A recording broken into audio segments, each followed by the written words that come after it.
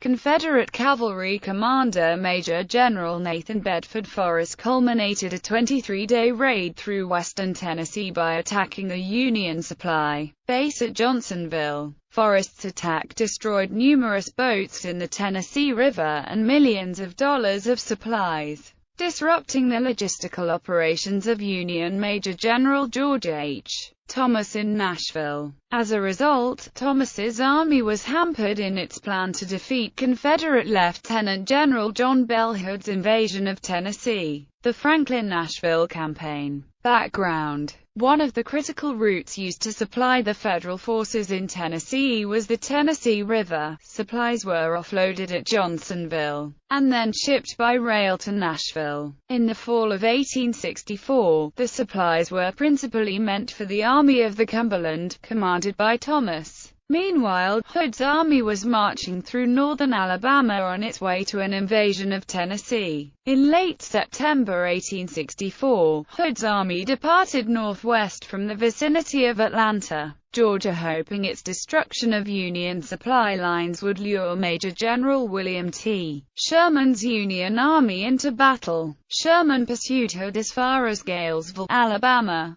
but decided to return his army to Atlanta and conduct instead a march to the sea through Georgia. He gave responsibility for the defense of Tennessee to Thomas. Lieutenant General Richard Taylor ordered Forrest on a wide-ranging cavalry raid through western Tennessee to destroy the Union supply line to Nashville. Forrest's initial objective was Fort Hyman on the Tennessee River north of Johnsonville, possession of which would prevent Union transports from reaching Johnsonville, upriver. The first of Forrest's men began to ride on October 16, 1864. They were exhausted from a previous raid and Forrest gave them orders to disperse, obtain new mounts and supplies, and return to the raid. Forrest himself began moving north on October 24 and reached Fort Hyman on October 28, where he emplaced artillery. On October 29 and October 30, his artillery fire caused the capture of the steamers Mazeppa, Anna, and Venus, as well as the gunboat Undine.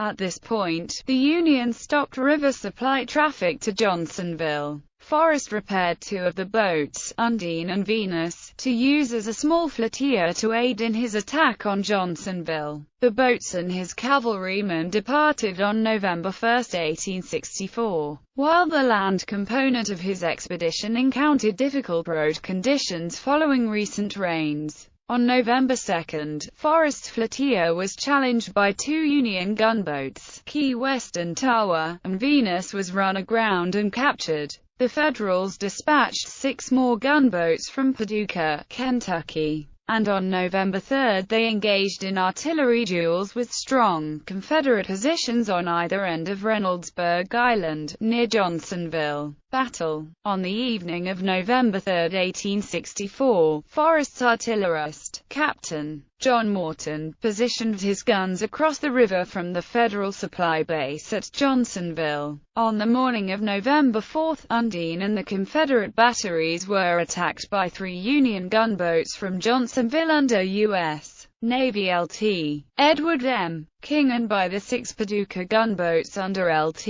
CMDR. Leroy Fitch. Captain Frank M. Gracie abandoned Undine, setting her on fire, which caused her ammunition magazine to explode, ending Forrest's brief career as a naval commander. Despite this loss, the Confederate land artillery was completely effective in neutralizing the threat of the Federal fleets. Fitch was reluctant to take his Paducah gunboats through the narrow channel between Reynoldsburg Island and the western bank, so limited himself to long-range fire. King withered under the Confederate fire, which hit one of his vessels 19 times, and returned to Johnsonville. Captain Morton's guns bombarded the Union supply depot and the 28 steamboats and barges positioned at the wharf. All 3 of the Union gunboats, Key West, Tower, and Elfin, were disabled or destroyed. The Union garrison commander ordered that the supply vessels be burned to prevent their capture by the Confederates.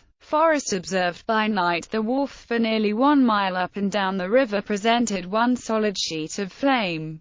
Having completed the work designed for the expedition, I moved my command 6 miles during the night by the light of the enemy's burning property. Aftermath: Forrest caused enormous damage at very low cost. He reported only 2 men killed and 9 wounded. He described the Union losses as 4 gunboats, 14 transports, 20 barges, 26 pieces of artillery, $6,700,000 worth of property, and 150 prisoners. One Union officer described the monetary loss as about $2,200,000. An additional consequence of the raid was that the Union High Command became increasingly nervous about Sherman's plan to move through Georgia. Instead of confronting Hood and Forrest directly, Forrest's command, delayed by heavy rains, proceeded to Perryville, Tennessee, and eventually reached Corinth, Mississippi, on November 10, 1864. During the raid, on November 3, Confederate Theater Commander Gen. P.G.T. Beauregard designated Forrest's cavalry for assignment to Hood's Army of Tennessee for the Franklin-Nashville campaign. Hood elected to delay his advance from Tuscumbia, Alabama, north into Tennessee, until Forrest was able to link up with him there on November 16.